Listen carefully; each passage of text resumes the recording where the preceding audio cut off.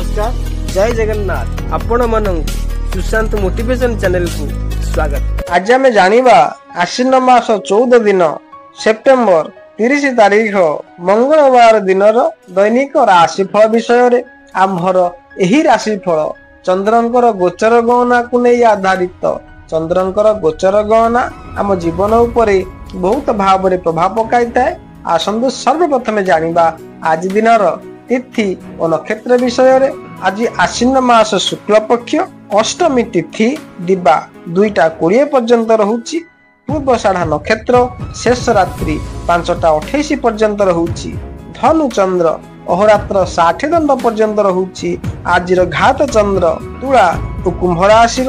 आज निषिद्ध खाद्य नारिकेल बा नड़िया दिबा 2:20 परे अलाबु बा लाउ भोजन निषेध। आज शुभ बेला हेउची प्रातरु दिबा 6:27 मध्य पुणी दिबा 7:15 परे 11:15 मध्य। एतिला आज दिनर तिथि और नक्षत्र विषय रे। आसंतु जानिबा समस्त 12 गोटी राशि राशिफल विषय रे। आसंतु सर्वप्रथमे जानिबा मेष राशि व्यक्ति विशेष मानक पई आज जेउ काम हाथ देबे सेथिरे सफलता पाइबा निश्चित। अर्थ संपर्कीय समस्या को सुधारी नेबारे प्रयत्न करिबा दिगरे सफलता पाइबे। सामाजिक काम रे सहयोग करिबा को बंधु को अनुरोध करि पारंती। मंगलंकर बलहीनतारु शारीरिक क्लांति और अवसाद स्वास्थ्य प्रति अनुकूल प्रभाव सृष्टि करिबो। एथिला मेष राशि व्यक्ति विशेष मानक पई। आसंतु जानिबा वृष राशि व्यक्ति विषय रे।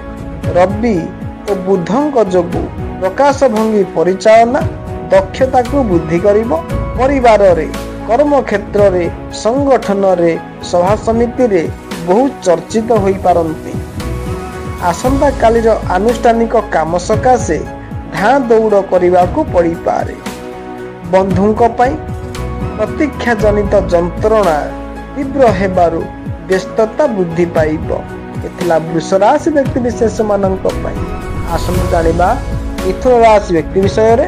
बुधादित्य जोग प्रभाव रे प्रत्येक क्षेत्र रे आपण प्रशंसित हेबे।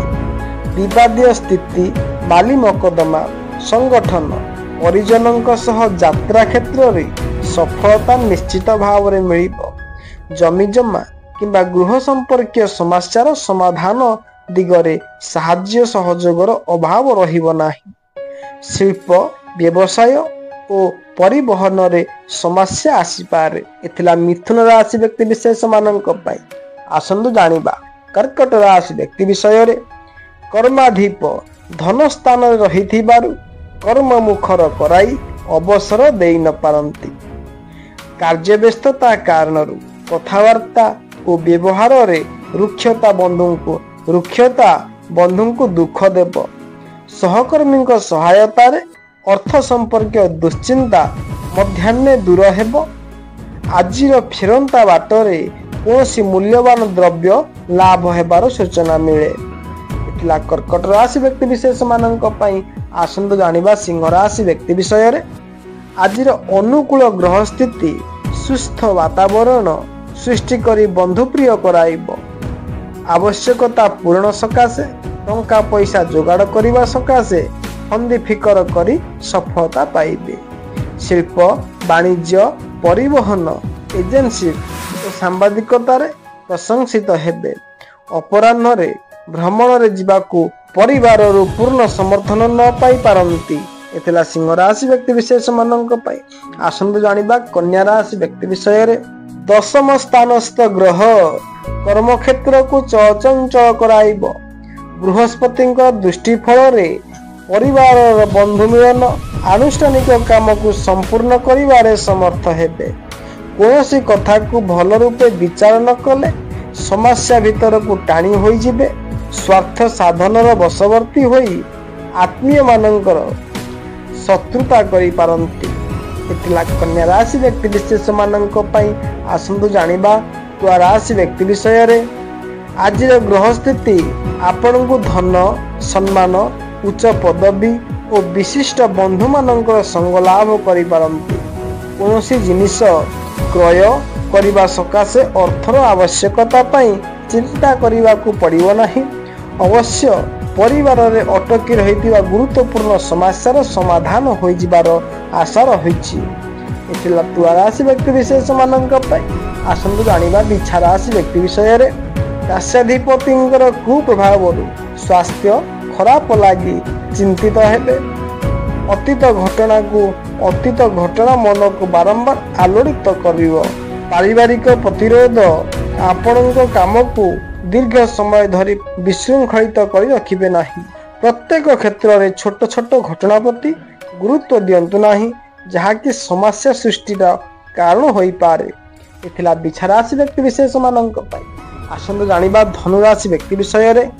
ସପ୍ତମ କେନ୍ଦ୍ରସ୍ଥ ଗ୍ରହ ଯାତ୍ରାରେ ଦ୍ୱନ୍ଦ୍ୱ, ବିବାଦରେ ପରାଜୟ, ସ୍ତ୍ରୀଙ୍କର ସ୍ୱାସ୍ଥ୍ୟ ହାନି ଜନିତ ଚିନ୍ତା ସୃଷ୍ଟି କରିପାରେ।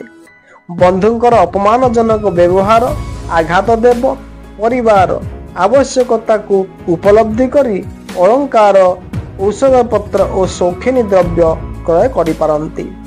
କ୍ରୀଡ଼ା, ସାହିତ୍ୟ ଓ ରଚନାତ୍ମକ କାର୍ଯ୍ୟରେ ସମସ୍ୟା ସମାଧାନ କରିପାରିବେ।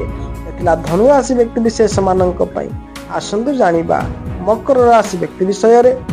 ଅଷ୍ଟମସ୍ଥ ଗ୍ରହ ଜନିତ ପରୋକ୍ଷ ଶତ୍ରୁତା, ସ୍ୱାସ୍ଥ୍ୟହାନି ଓ ଅର୍ଥ ସଙ୍କଟ ମାନସିକ ସ୍ଥିତିକୁ ବିପନ୍ନ କରିବ।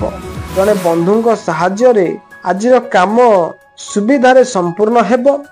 ପଡ଼ୋଶୀଙ୍କ ସହିତ ବ୍ୟବହାରରେ ସଂଯମତା ରକ୍ଷା ନ କଲେ ବିବାଦଗ୍ରସ୍ତ ହୋଇପାରନ୍ତି। ସାହିତ୍ୟ, ସଭାସମିତି, ଆନୁଷ୍ଠାନିକ କାମ ଓ ରାଜନୀତିରେ ଟେନସନ ଲାଗି ରହିବ। ଥିଲା ମକର ରାଶି ବ୍ୟକ୍ତି ବିଶେଷ ମାନଙ୍କ ପାଇଁ। ଆସନ୍ତୁ ଜାଣିବା କୁମ୍ଭ ରାଶି ବ୍ୟକ୍ତି ବିଷୟରେ। ଆଜିର ଗ୍ରହ ପ୍ରଭାବରେ ଯେକୌଣସି କ୍ଷେତ୍ରରେ ଠିକ୍ ନିଷ୍ପତ୍ତି ନେବା କଷ୍ଟକର ହେବ।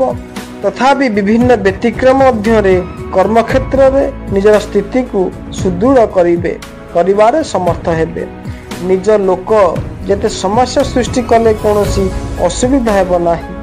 ଭାଙ୍ଗି ପଡ଼ିଥିବା ସମ୍ପର୍କ ଯୋଡ଼ି ହେବାରେ ଜଣେ ବନ୍ଧୁଙ୍କର ଅବଦାନ ଅବିସ୍ମରଣୀୟ। ଥିଲା କୁମ୍ଭ ରାଶି ବ୍ୟକ୍ତି ବିଶେଷ ମାନଙ୍କ। ଆସନ୍ତୁ ଜାଣିବା ମୀନ ରାଶି ବ୍ୟକ୍ତି ବିଷୟରେ। ଶାରୀରିକ ସ୍ୱାସ୍ଥ୍ୟ ସମସ୍ୟା ନିୟନ୍ତ୍ରଣ ରଖିଲେ ମଧ୍ୟ ଚନ୍ଦ୍ରଙ୍କର ଅଶୁଭତ୍ୱ ଯୋଗୁଁ ମାନସିକ ସୁସ୍ଥତା ରହିନପାରେ। ପାରିବାରିକ ସନ୍ତାନଙ୍କର ବିଶୃଙ୍ଖଳିତ ଆଚରଣ ସମସ୍ୟାର କାରଣ ହେବ। ଅଭାବ ଓ ଅସୁବିଧା ମନକୁ ଭାରାକ୍ରାନ୍ତ କରିଛି। ବନ୍ଧୁଙ୍କର ହସ୍ତକ୍ଷେପ ଫଳରେ ପ୍ରତ୍ୟେକ ଅସୁବିଧାକୁ ସୁଧାରି ନେବାରେ ସମର୍ଥ ହେବେ। ଥିଲା ମେଷ ଠାରୁ ଆରମ୍ଭ କରି ମୀନ ରାଶି ପର୍ଯ୍ୟନ୍ତ ସମସ୍ତ ଦ୍ୱାଦଶ ରାଶିର ରାଶିଫଳ ବିଷୟରେ। ଆପଣମାନଙ୍କ ସହିତ ପୁଣି ଦେଖା ହେବ କୃତ ଅଧ୍ୟାୟରେ। ସେ ପର୍ଯ୍ୟନ୍ତ ରହୁଛି ନମସ୍କାର, ଜୟ ଜଗନ୍ନାଥ। ଆପଣଙ୍କର ଦିନଟି ମଙ୍ଗଳମୟ ହେଉ।